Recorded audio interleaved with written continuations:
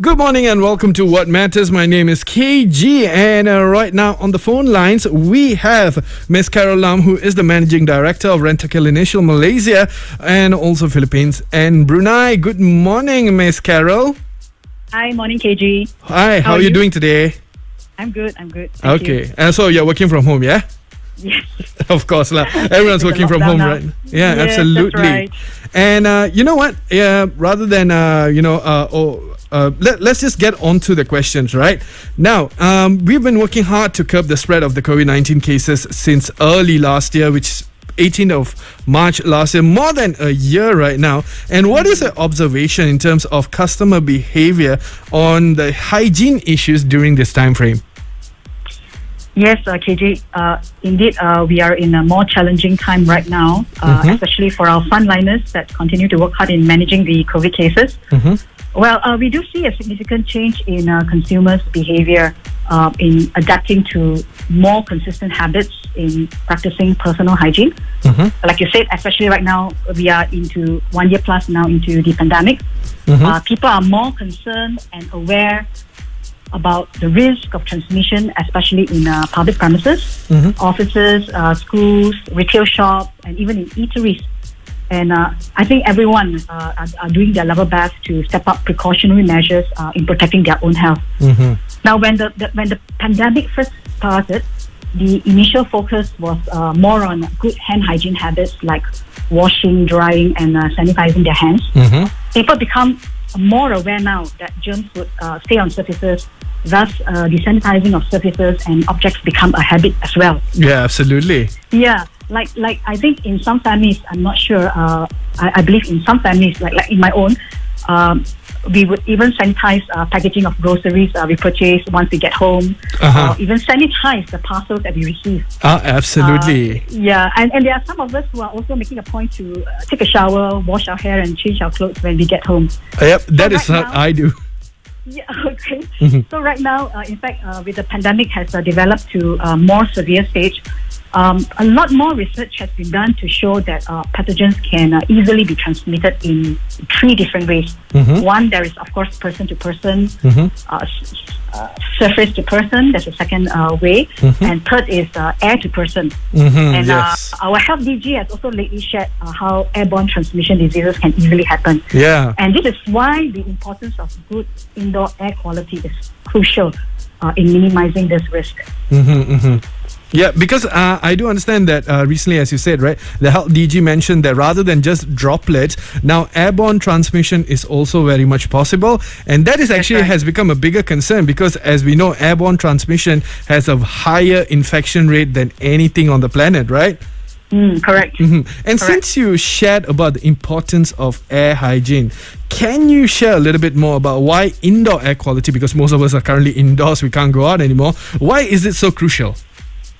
Now, based on our research, indoor air is 2 to 5 times more polluted than outdoor. And there are many types of pollutants in the air we breathe. Dust particles, VOCs.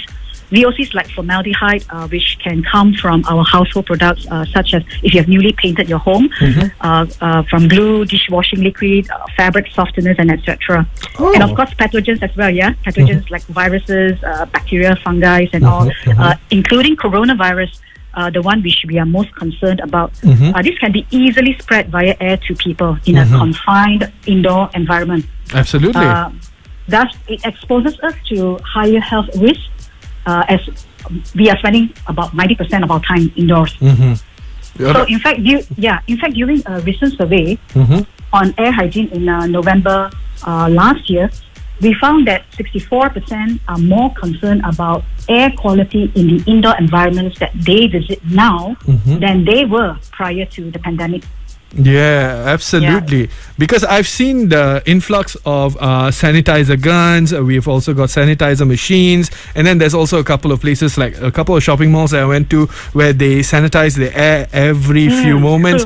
And I think people have become very, very intuitive about what they want, especially when they are traveling into a new indoor space. Now, of course, in terms of managers and employers, now creating a hygienic environment is crucial to protect your employees, especially customers, visitors, and even in hospitals, patients. And the most crucial one is yourself, because we are in charge of ourselves. Now, any tips on how we can improve it?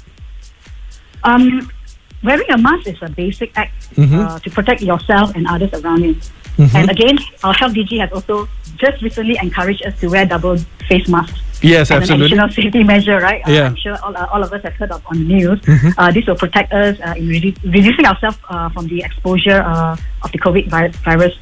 Now, for regular precautionary step-up measures, it is also advisable to have routine disinfection services in your workplace, and especially at public premises.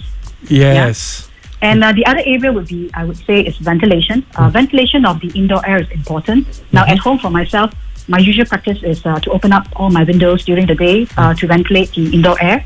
But however, in air-conditioned, confined environment, having an air hygiene unit is definitely one of the solutions to improve the indoor air quality and reduce the risk of cross-infection in public premises. So, as a hygiene service provider, we have also recently brought in a new air hygiene innovation, virus killer. This is in response to the communities at large who are becoming more concerned about protecting themselves with good air hygiene.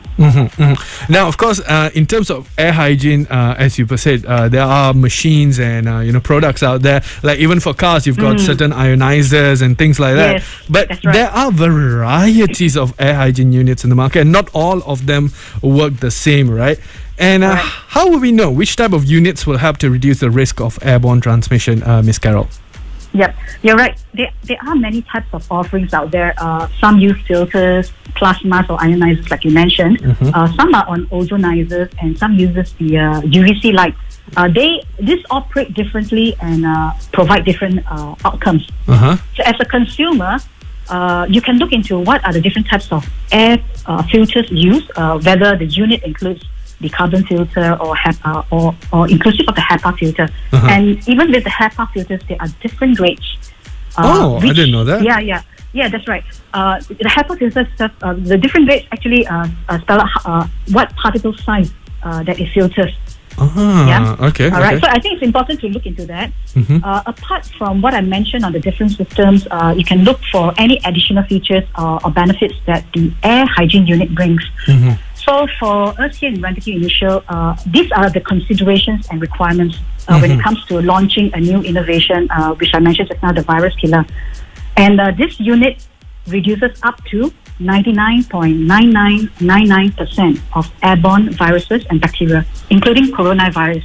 Wow. Which is a Lot 6 efficacy. Now, a lot of people do not understand what is this you're talking about.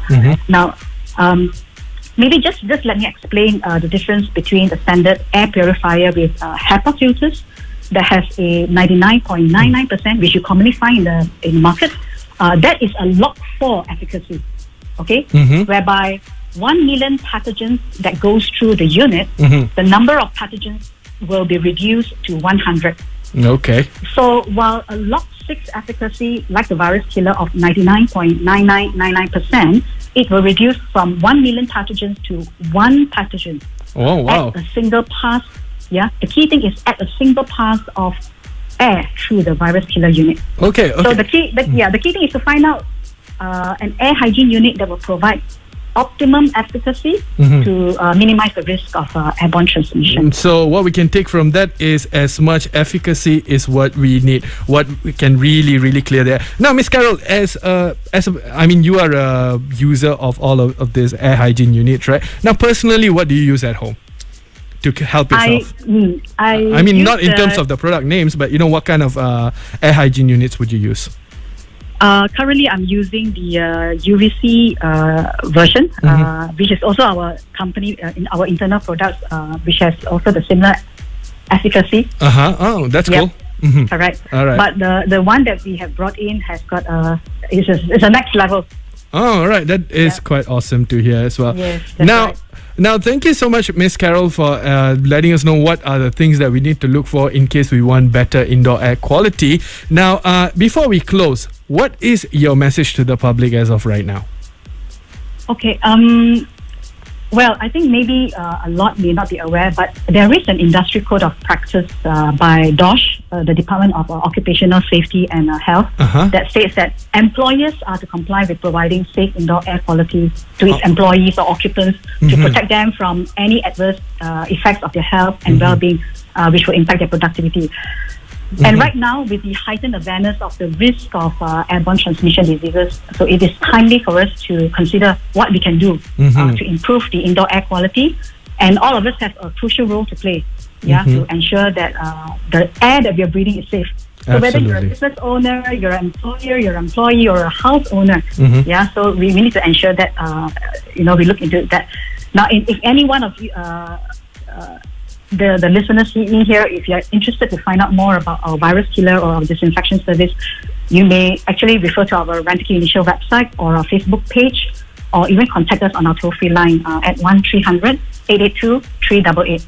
Okay. So I think my message to all would be, let's make a conscious effort in maintaining a safe and hygienic environment for our family and all the people around us. All right.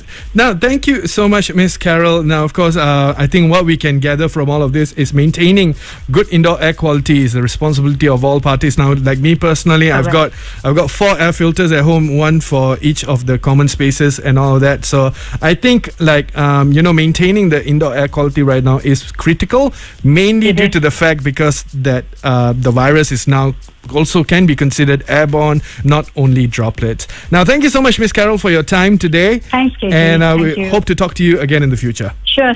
Have a good day. This program. Okay, bye-bye. Goodbye.